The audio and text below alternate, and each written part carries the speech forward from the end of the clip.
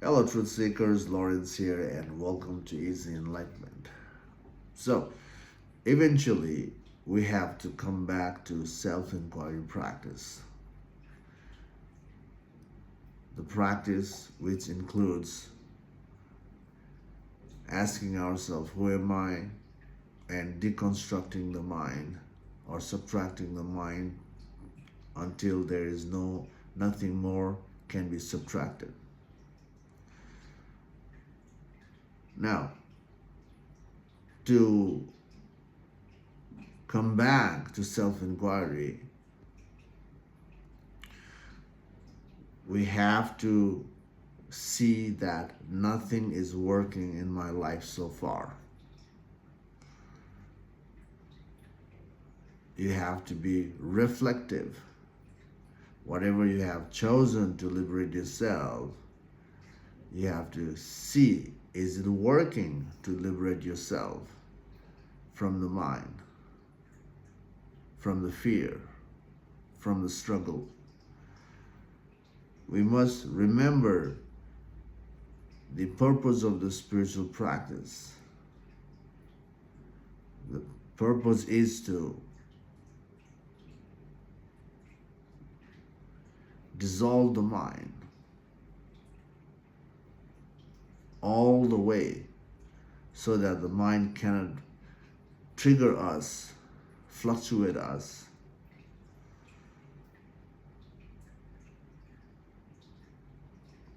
Now, to see that, we have to be reflective.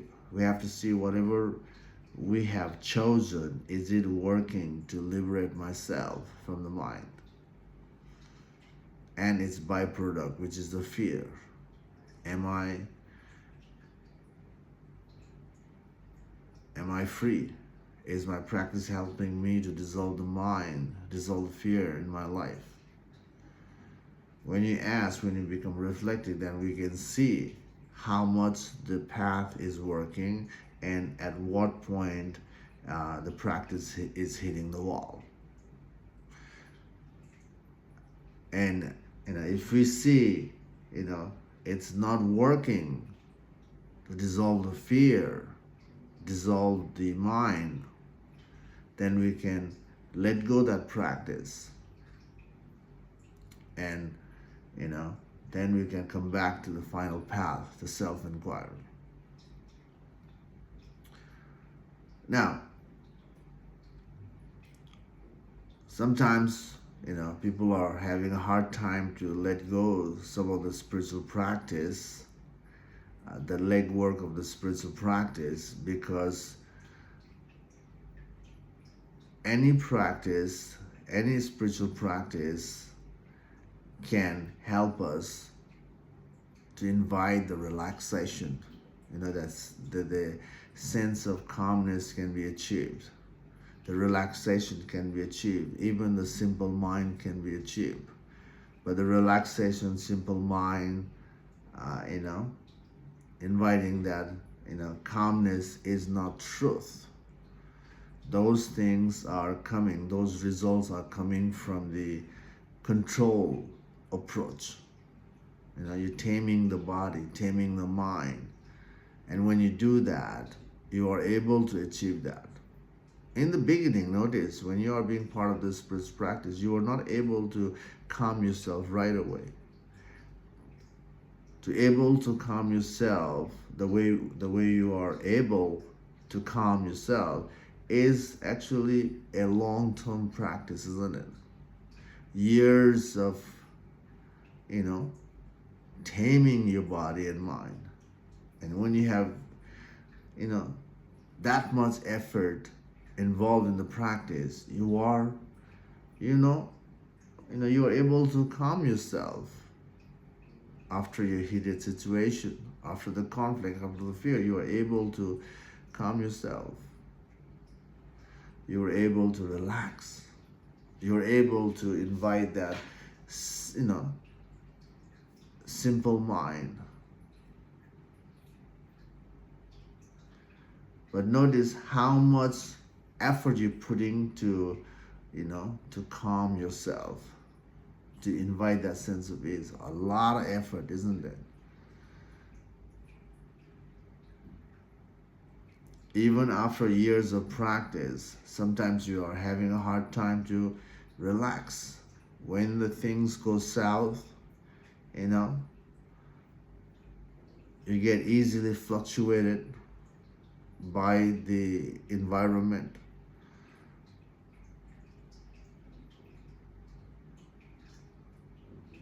And, that takes your peace away. You try to calm down, you're not able to calm down again.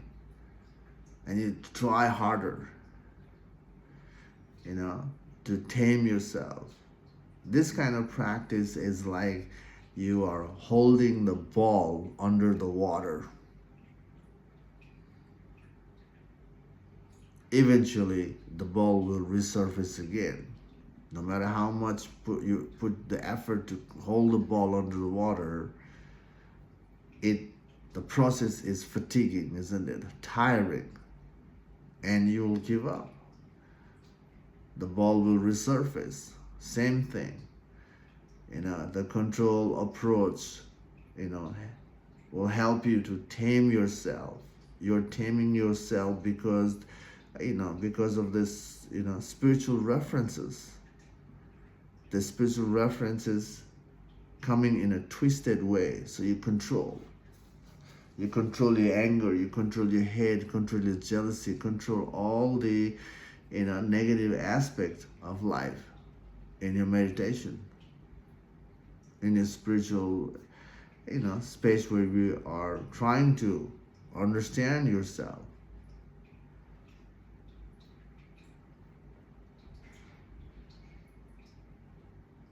Eventually, we get so tired of holding, taming the stuff, and we just come out, with even bigger emotional and mental construct. Controlling approach is like, it's like a time bomb. You wait, and when it's too much, you just explode. And notice, are you exploding in your life? When things are happening, when nothing is going according to your way, your environment is fluctuating you. Are you exploding and fighting back in the world?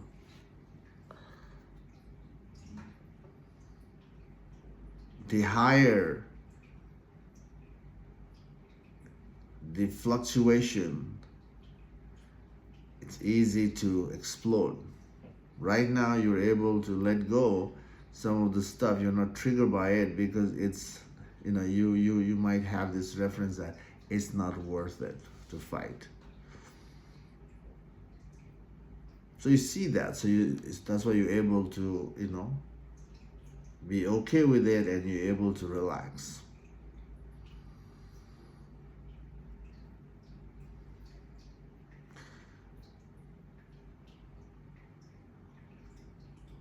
Now, if you see your spiritual practice is not, working to dissolve your mental construct, that means dissolve the mind and its byproduct, the fear,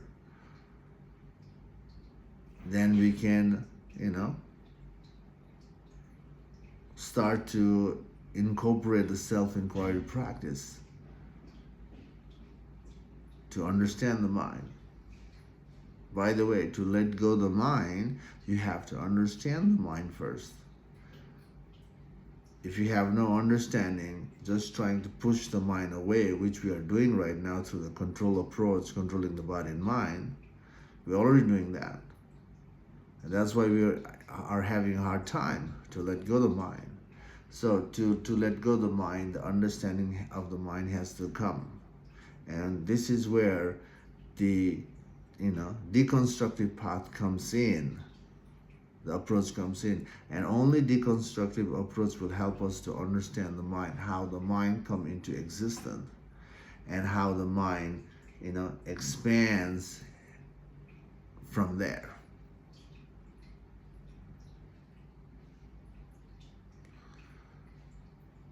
all mind is basically coming from the place of experience. Notice whatever experience we have gone through in our lives always leaves that residue, which is an idea. All experience leaves the idea as a pain, our idea as a joy.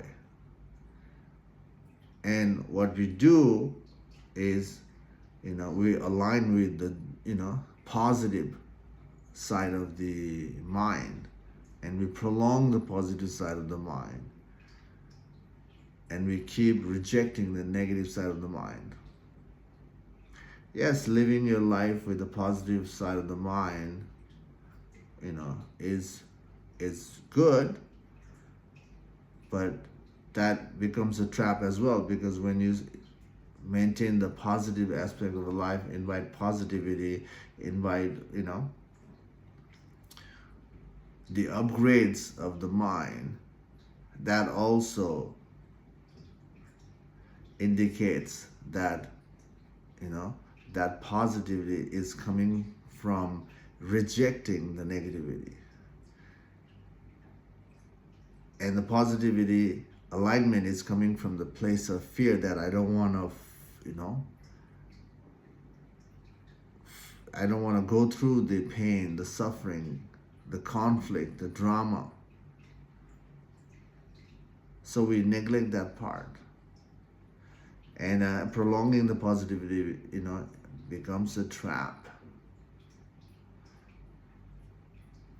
And true freedom is not about, rejecting the negativity and associating with the positivity. We have to investigate on the both. The duality has to be investigated.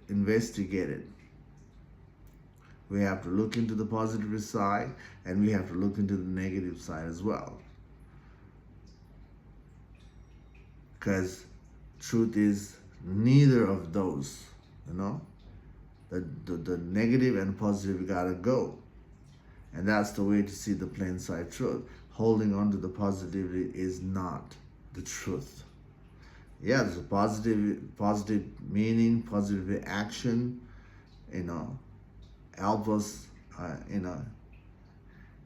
upgrade our lives. And when it's working, it doesn't mean that it's the truth.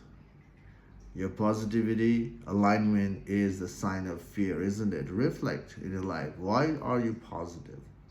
Why you, associated with, positivity and rejecting the negativity? Because you don't want to experience fear. You don't want to experience uncertainty. You don't want to lose the comfort. Positivity is a comfort. Positivity is a safety. So you don't want to lose. So you protect the positive approach, which is the comfort. You protect your comfort. You protect, protect it. And not to lose it, you're resisting. The protection comes with a resistance, controlling. Now, the control resistance is a never-ending effort. Just to maintain the comfort, we are struggling. And when, and when the comfort is stagnating, then we putting ourselves in the path to further upgrade. And we want to upgrade, and that itself brings another struggle. So basically this is a never-ending struggle. Just notice that you have achieved so much in your lives, isn't it? So much things in your life, but no matter how much you succeed in your life, there is still the fear lingering in you. The fear lingering in you as, I don't want to lose what I have gained. So the fear is still there no matter how successful you are. See, you know,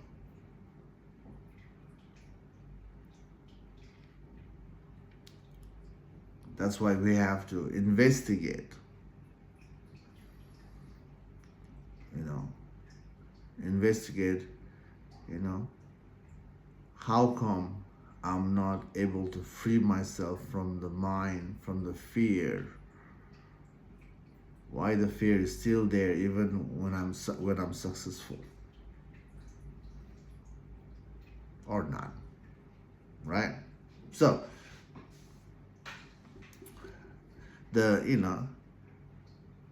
when we witness our life and when we witness the path we have chosen to be free,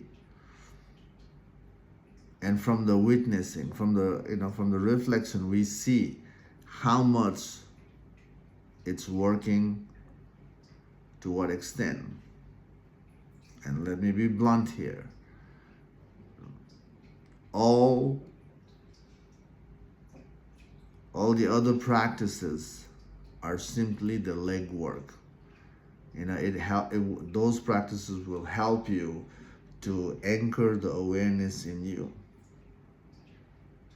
Before the spiritual path, the awareness is distracted, is everywhere, moving everywhere. And that distraction is coming from, from the conditioning. And we go everywhere. But when you are associated with the spirituality, you are taming yourself not to get distracted. And you're able to anchor yourself enough. Before you were fluctuated fast, but with the spiritual practice, you are not distracted that much. You're able to turn the awareness inward. Now, once you're able to anchor your awareness in you, now you can start the self-inquiry practice, dismantling the mind work. And that's where, you create the inward journey all the way to see the truth. So, again, to see nothing is working in your life, you must be reflective. If you're not reflective, you are just, you just fall into the routine, and that routine is the conditioning, and that conditioning is, basically the prison. So, pause and ask yourself, is it working? Is my practice helping me to liberate me from the fear? Okay? And that's where you can realign yourself, and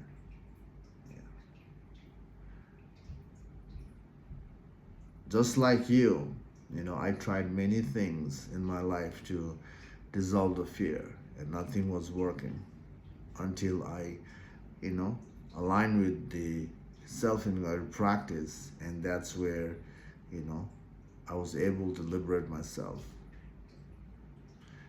But right now, whatever I'm saying, it's hard to align with. And this is the thing,